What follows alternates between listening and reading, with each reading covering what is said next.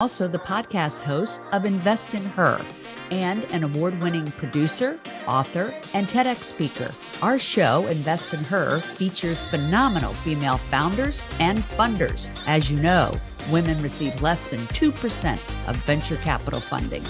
Our series is about accelerating the funding of women by connecting them to funding resources. Let's meet today's guest. Welcome to this week's edition of Invest in Her. I'm your host, Catherine Gray, and today I have on a guest who has created an amazing product for women. The name of the company is Tampon Tribe. I'd like to welcome to the show, Jennifer Eden. Hi, Jen. How are you? Hi, Catherine. I'm great. A pleasure to be here today. Yeah, absolutely. We met through mutual friends, and I'm just always impressed with people who go from corporate America into being an entrepreneur, which I know you took that leap of faith and are doing gangbusters. And I want to tell everybody about the incredible product that you've created for women that it's really hard to believe when I look back at it thinking it didn't exist. So good for you. But we're going to talk about what that product is. But first, a little bit about you and how you made this jump from corporate America into being an entrepreneur. Sure. Yeah. So my background actually is in broadcasting and marketing. So I saw that. You and I, same background. Yeah, it's great. Yeah. But it's kind of funny because pretty much everything in life is sales and marketing, right? You can have a fabulous idea, but you have to be able to convey that. So I was working in media, and I actually ended up joining my business partner, Gabby's company, when I was working in Beijing in China, and I was doing some marketing for her business, and that grew and we ended up running businesses together. So it was a leap of faith, but at the same time, it was slightly padded because I kept some side hustles at the same time. Well, most good, people do when they take that leap. They're doing this and that, and sure happens, But to take the leap is like scary. And when my listeners listen in, I like, maybe they have a great invention like you did, and want to hear your story of how you had the courage to do that. So I know you were a broadcast journalist, worked for this huge marketing company in both US and Beijing. How interesting. And like you said, everything in life usually, you're doing one thing and that thing usually helps you with the next thing, don't you think?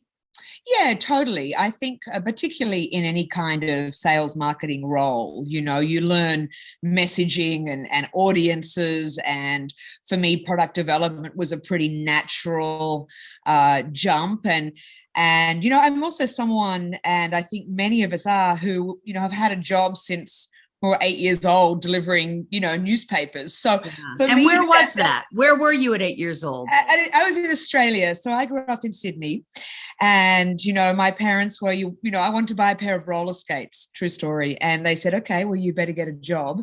So, and I looked through the newspaper at the time, like, look. Wait, I think we had the same parents. Right. There's nothing for free, right? and it was fantastic. I mean, they also got up at 5 o'clock in the morning with me to deliver the newspapers. Wow. So pretty amazing. And from that, I just always learned to be, I guess, creative in where money came from, how to make more money, and how to go step by step and be self-reliant.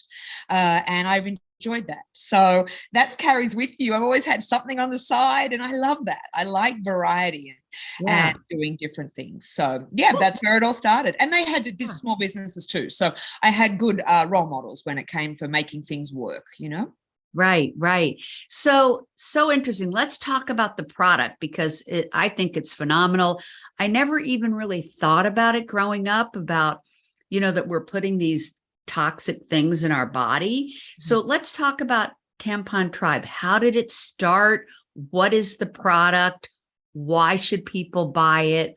Let's talk about that. Sure. Well, actually, it came from a very personal story. Me personally, I suffered from really extreme endometriosis, and every month I would be literally doubled over in pain. And as a young TV reporter, the cameraman would literally have to stop. I had to get out, buy these really strong drugs and a bread roll to eat the drugs with, and just so I could stand up. Right. And, after 30 years of this, I'm like, there must be a better way to live. Like, this just can't be what all these hundreds of thousands, millions of women suffer every day. And so I started researching, and I found a lot of the toxins that were in the period products were actually making my symptoms worse. Wow. So yeah, crazy. I mean, I'm like, how could it be that simple? So we started researching, Gabby and myself were actually in the US at the time, and for business, and found that there were hardly any products on our shelves that were toxin free. Yeah. So that was the impetus of like, this has got to happen. We have to make this happen.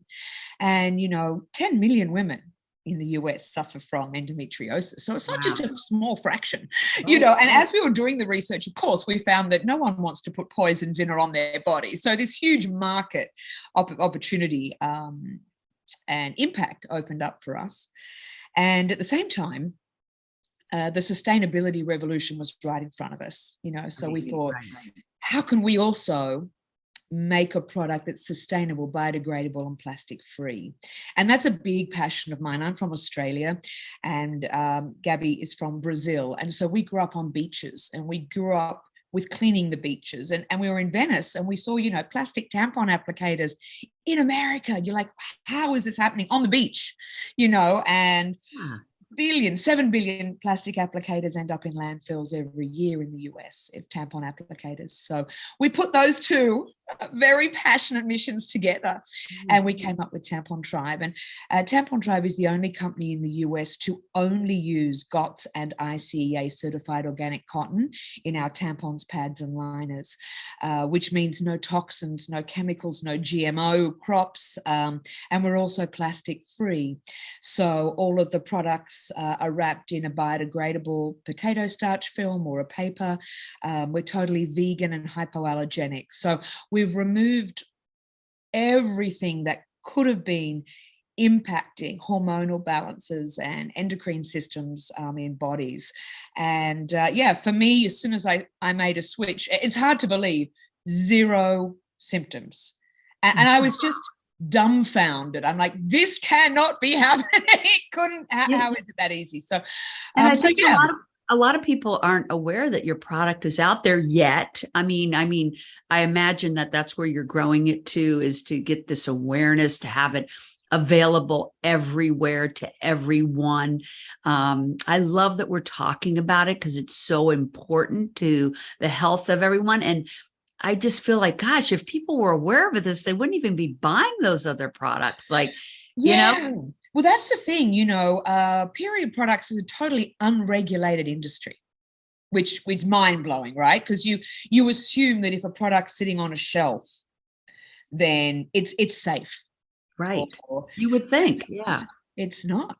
We're FDA regulated. We have to have an FDA license, and we're FDA approved, but they don't check what you put in or on the product. Wow. So, and you can write anything on a box. So you'll go into a store, it will say organic. Oh, great. That doesn't mean anything. Anyone can put organic on the box. Or it might mean that you have partly organic. You might have cotton. Unfortunately, cotton's a heavily GMO crop, so a lot of toxins and chemicals in it. So consumers are moving in the direction, though, Catherine, where they are looking for transparency in product. And then huge for us is the sustainability aspect. So we have a large B2B play, and we sell into a lot of the world's leading hotels and businesses. I recently saw you all at Soho House. I was like, all right, go Tampon Tribe. We're in the Soho houses. And are you looking to distribute in major stores? Like, have you talked yet to, Target, Walmart, things like that? Yeah, we continually talk with them.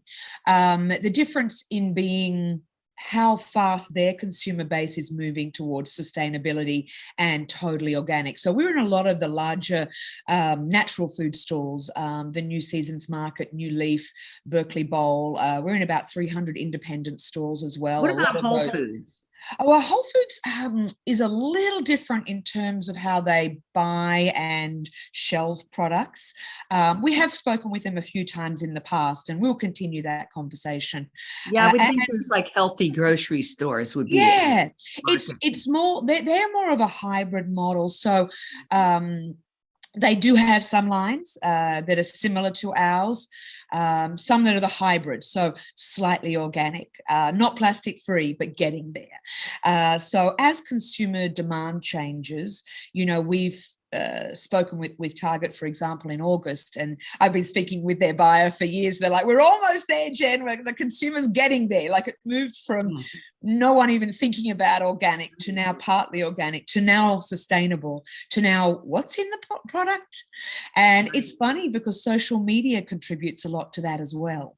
And I think they undersell their clientele. Like I think their customers would be interested if they were educated on it.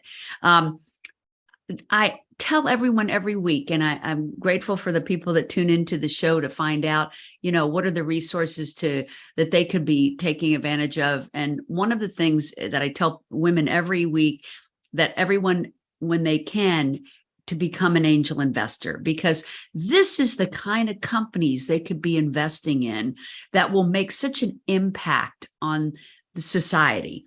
And so, and the fact that you've gone and created it, manufactured it, packaged it, and now you're distributing it, no small feat, because, it's not easy to do all of those things, right? And also too, raising money for it. And I talk about this in the TED Talk, Fund Women Save the World, which I do believe is what's going to happen, is that, I can imagine many times you're pitching a panel of men at a pitch fest or at a venture capital fund, and they are like, they just don't get it, right? Am I right? I mean, some of them might. Yes and no. Actually, I find it depends where you are. Yeah. So we actually have 80% male investors in the company, or maybe more. Wow, that's interesting. But you should have more female investors. We should, yes. Yeah. We need more female being angel investors. Right. And the cool thing is that they could be getting in on the ground floor of your company, putting money into it, diversifying from their regular stock market and things that they think are very safe. But, this can be much more lucrative, and making impact on society by investing in women like yourself who are creating healthy products. And by the way, they can also make a lot of money by investing in companies early on before they take off. And so that's the conversation I love having every week, about investing in women like yourself and these amazing products that most people still don't even know about, right? Right. Yeah. And I think, I think there's a greater issue there in terms of having women invest directly in companies.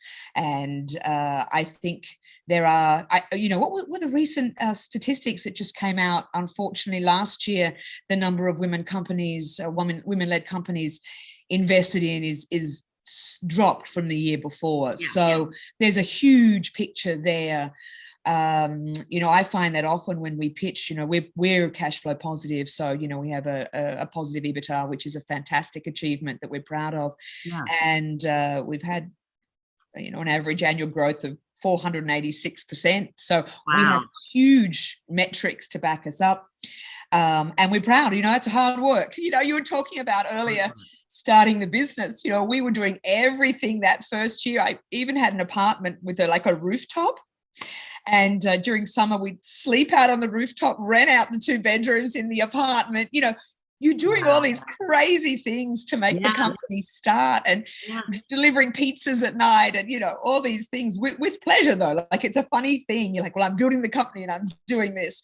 And so you get to this amazing point of growth, and hitting such strong sales run rates and revenue rates.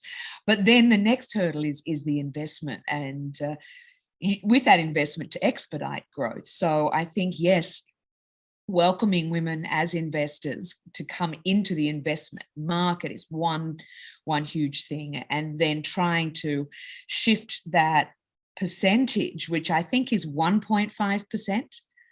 Yeah, the cool thing is that more women are starting venture capital funds, and that's what our upcoming movie's about, called Show Her the Money. It's the power of funding female founders. And so thank goodness, since we get less than 2% of funding in the venture capital world, which means men get 98%, more women should be getting funded, or we're leaving all this brain power and all these amazing products that are going to impact the planet. We're leaving them on the side of the road. And so thank goodness more and more women are starting venture capital funds that more women could become part of as investing in those funds. And these female founded funds are very focused on funding women, LGBTQ, people of color, all the underserved communities. So as usual, thank goodness for women, so that will start improving. And I actually think you should approach some of these female founded funds about investing in your product. I think they're going to be super excited about it. And I know you've also recently won some pitch fests, right? Yeah, we've done pretty well. We got to the final rounds of a couple of them, which is fantastic. And it's great recognition. We've won a couple of smaller ones as well. So I think the wheels are turning. The current market as well has had investors shift toward CPG, so consumer packaged goods. Very few investment thesis of in venture capital is in the consumer goods space. A lot of it is tech and SaaS focused. And there's still a lot that can move towards consumer packaged goods. It's not as sexy, people like the unicorn. They're like, let's invest in this random SaaS idea that might make us billions. And there's all of us little, as I say, profitable businesses sticking along like, or us. And I think the current financial situation has seen a shift. So now we're seeing investors really seeking out profitable businesses because they're like, hey, we can actually up our odds, in making Absolutely. money. You're already profitable. You're already up and running. And anybody with any vision can see what the future is for you. So $1 billion market, and you guys have the product that beats out all the others.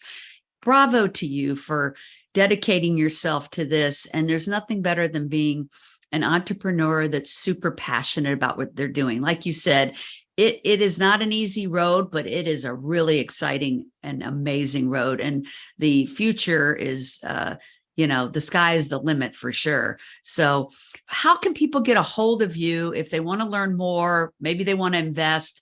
What's the website and your social? Yeah, sure. So we have a website where we also sell online, which is tampontribe.com. Our social handles are the same. So either at or you hashtag Tampon Tribe and you'll be able to get to me, or you can email me directly, jennifer.eden@Tampon Tribe. And we'd love you to follow us and, keep up with us, sign up for the newsletter. We have a lot going on, and we love to have advocates as well. A lot of our products, as you say, are in businesses. So even if you don't use the product yourself, it's great for different offices. We're in many of the leading companies here and the hotels as well. You see us at the Fairmont Ritz-Carlton. Yeah. And in fact, I have a friend who is involved with the W Hotel. We got to get you in there. Yeah. And, anyone listening who might be involved with the hotel chain, that might be involved with the store. There's a lot of opportunities for this to be distributed in various places. And I think people that are very conscious about wanting to use non-toxic products are going to be so thrilled to hear about this. The more we get the word out, the better. Bravo for what you're doing. How did you come up with that name, Tampon Tribe? Well, for us, it really is just about the community that we're creating. We wanted to just create a company that was super inclusive. And we also have period underwear and menstrual cups. So we try and make sure everyone who gets their period has a product that suits them. We have cool little boy shorts and, cute products like that as well. And so when we come up with the word tribe for us is inclusive. It gives everyone a place to be. And of course, Tampon was fun, so we want to we have fun with what we do. It's very serious. We have a strong give back program as well, to youth on the streets here and to young people who don't go to school in the US when they get their period. So that's also very important to us, to have that mission drive. That is so important. And I'm glad you brought that up, because if you think about it, if you don't have those products, you can't go to school, you can't get education. And so we never think of something like as little as a feminine hygiene product impacting someone's actual life and their outcome because of education. It's such an incredible tie-in.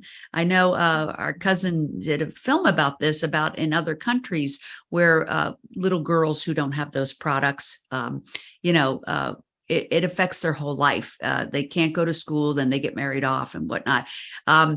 And then they don't have an education. And it always is just kind of unfathomable to think about how that product has such an impact on people's life, because we take it for granted. Right. And those who do have access to it are using this toxic product that they don't need to be using. So, thank God for Tampon Tribe. Thank you. Really. Yeah. And it's girls in the US too, and that's the big thing that hit hard with us, that it's people here that don't go to school, not just overseas. And often we think about that. So improving access to the products for everyone is huge for us. Right. It's a US problem and a global problem, both. And I'm glad that you have this nonprofit arm that is addressing that. I think that's really a beautiful thing. Wishing you nothing but the best. This is an amazing journey, amazing product. Want people to get behind you and support it. I know I'm going to do whatever I can to, send people your way, because I think it's an incredible product that's going to impact the planet in such a positive way. So thank you, Jen. Thanks, Catherine. And everybody, please follow Tampon Tribe and tell your friends about it. And of course, follow us, Catherine Gray, Invest in Her, and She Angel Investors. In fact, please visit us at sheangelinvestors.com to see this and other podcasts and all the resources that we have to try to help female founders to get funding and distribution and to connect with each other. We like this every week to be full of resources that can help lift you up and help you also decide to invest in great companies like Jen, thus the name Invest in Her. Thanks so much for tuning in. Jen, thank you so much. Everybody, make it a great week. Remember, if you're looking to launch a business or grow your business, check out our e-course, 6 Ways to Fund Your Business, available at sheangelinvestors.com.